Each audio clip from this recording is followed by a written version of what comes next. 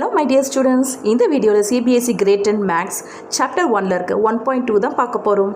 இந்த எக்ஸசைஸ் 1.2ல கிட்டத்தட்ட எல்லாமே ஒரே மாதிரி தான் இருக்கும்.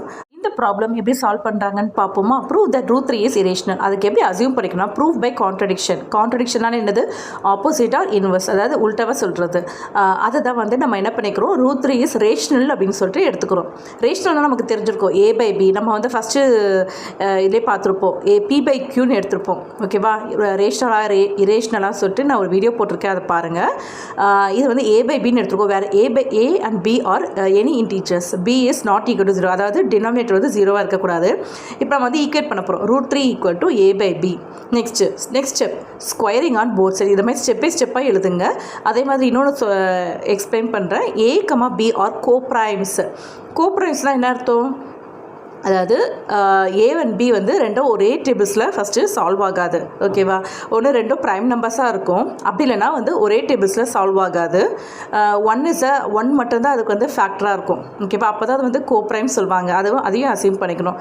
நெக்ஸ்ட் இப்போ ஸ்கொயரிங் ஆன் போத் சைட்ஸ் பாருங்கள்.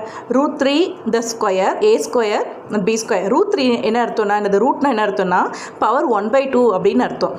ஓகேவா, அப்போ ஆல்ரெடி ரூட் 3னா இது பவர் 1/2 இன்ட்டு அந்த ஸ்கொயரிங்கான 2 கேன்சல் ஆகிட்டு தான் அந்த 3 நமக்கு கிடைக்கும். ஓகேவா, அப்படி தான் வந்து நம்ம ரூட் வந்து ஸ்கொயர் பண்ணால் நமக்கு வந்து நார்மல் வேல்யூ கிடச்சிடும்.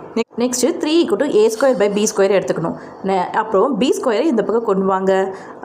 ஆப்போசிட் சைடில் கொண்டு வரும்போது டிவிஷனில் இருக்கிறது மல்டிப்ளிகேஷனுக்கு வந்துடும். So 3b square = a square or a square = 3b square.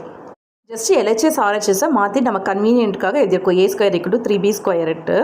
Next step, இந்த ஸ்டெப்பை நீங்கள் இப்படியே விட்டுறாமல் a ஸ்கொயர் = 3b ஸ்கொயர் இருக்குது இல்லையா, அதை a ஸ்கொயர் பை 3 வந்து நம்ம டிவிஷனுக்கும் நம்ம கொண்டு வரலாம். ஏன்னா அந்த சைடில் மல்டிப்ளிகேஷனில் இருக்குது. 3 × b ஸ்கொயர்னால அந்த 3 வந்து நம்ம இந்த பக்கம் கொண்டு வந்துடலாம். a ஸ்கொயர் பை 3, ஏன்னா மல்டிப்ளிகேஷனில் இருக்குது, டிவிஷனில் எழுதிக்கலாம். டிவிஷனில் இருக்கிறது மல்டிப்ளிகேஷன், அதை மாதிரி எழுதிக்கலாம்.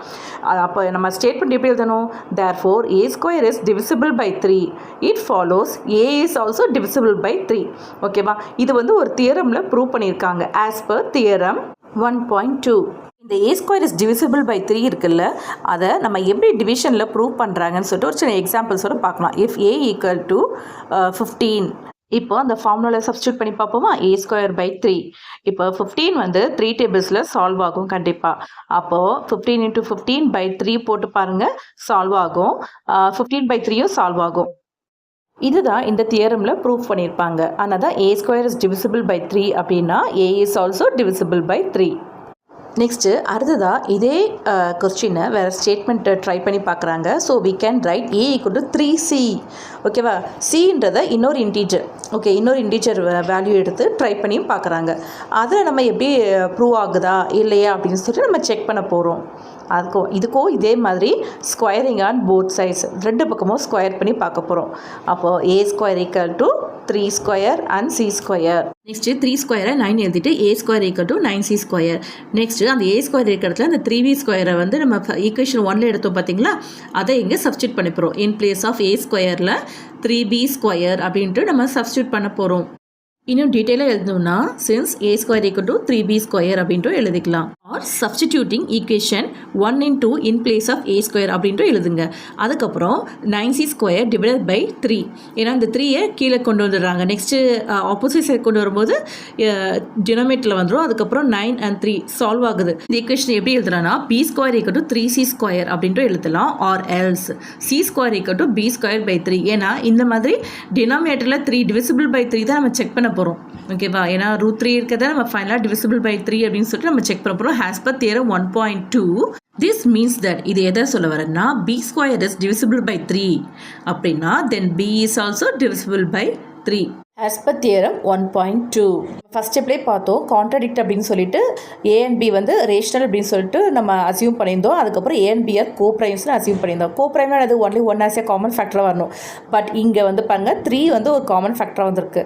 அப்போ இது எப்படி நமக்கு வந்து சால்வ் ஆகும், அதுதான் இப்போ நம்ம ஸ்டேட்மெண்ட்டாக எழுத போகிறோம். therefore a and b have at least 3 as a common factor, but this contradicts the fact a and b are co-primes.